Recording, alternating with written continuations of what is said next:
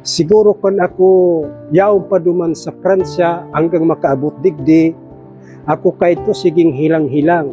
Kang makaabot ako digdi sa Basilica, siguro mga 1982, nagpuna ko kan pagsirbi digdi kina.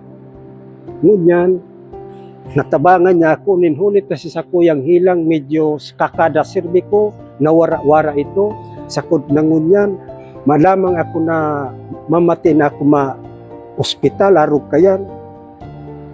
Pero itong pagparapacheck up, natural. Pero itong ma-hospital kita, mayo kita kaya nangyari.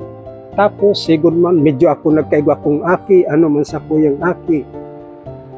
Sa hirak, sa tabang kan mahal na ina, ako tinabangan, gabos ko yan na paadal.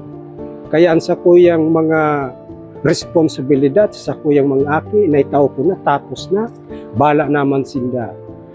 Kaya dako lang pasalamat ko sa mahal na ina, na ako tinabangan, sakod ngunyan, yaon pa ako. Sakod na ako makusog, papadagos ko sa kuyang pagserbi, sa satuyang mahal na ina.